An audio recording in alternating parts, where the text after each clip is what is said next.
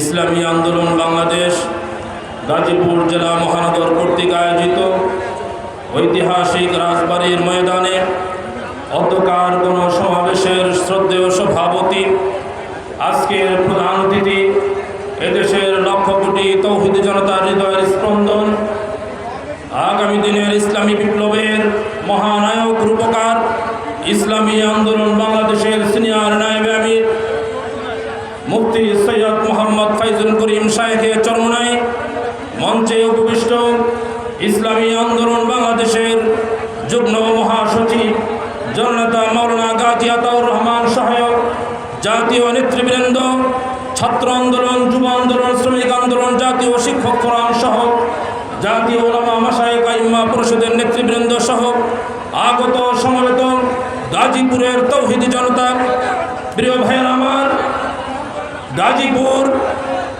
একটি উল্লেখযোগ্য বাংলাদেশের জেলা।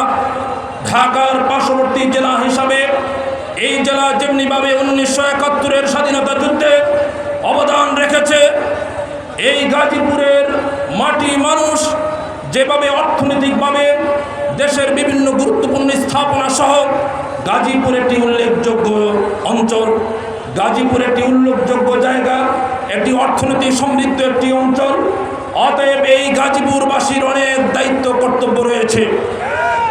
আমি অত্যন্ত গভীর শ্রদ্ধার সাথে স্মরণ করছি এই গণ অভ্যুত্থানের মধ্য দিয়ে যাদের রক্তের বিনিময়, জীবনের বিনিময় এই গণ অভ্যুত্থান হয়েছে, আমরা তাদেরকে গভীর শ্রদ্ধার সাথে স্মরণ করছি। যারা আহত হয়েছেন তাদের সুস্বাস্থ্য কামনা করছি। আমরা এই আগামীর বাংলাদেশ বিনির্মাণে গাজীপুর ভূমিকা রাখবে আশাবাদ ব্যক্ত করছি। প্রিয় ভাইয়ের আমার, স্বাধীনতার 71-এর স্বাধীনতার পর থেকে এ পর্যন্ত যারাই ক্ষমতায় এসেছে, ক্ষমতার মসনদে বসেছে, তারাই স্বৈরাচারের ভূমিকায় অবতীর্ণ হয়েছিল।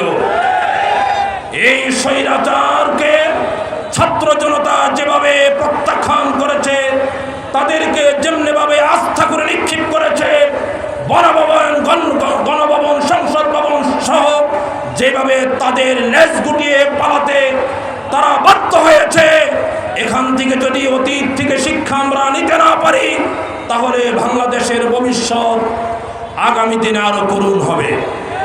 এই জন্যে আমরা আহ্বান করব,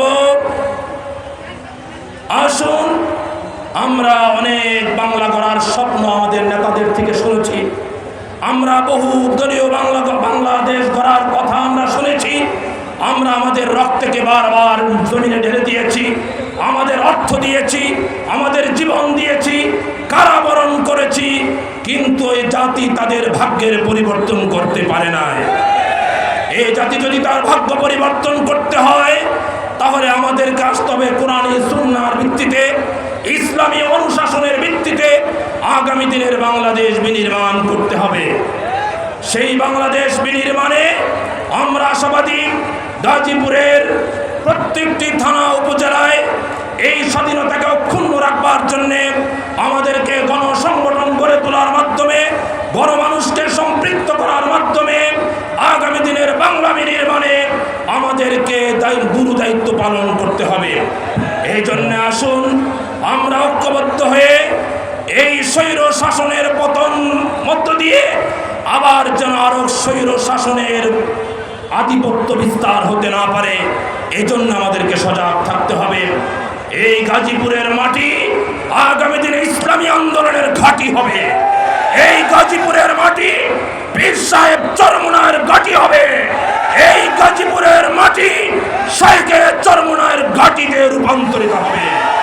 এই গাজীপুরের মাটি হাত পাখার ঘাঁটিতে রূপান্তরিত হবে।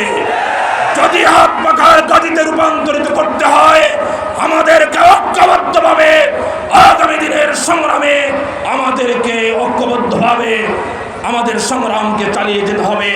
এই উদাত্ত আহ্বান রেখে আগত সমাবেত সকল জনতাকে ধন্যবাদ জ্ঞাপন করে আমি আমার সংক্ষিপ্ত বক্তব্য শেষ করছি।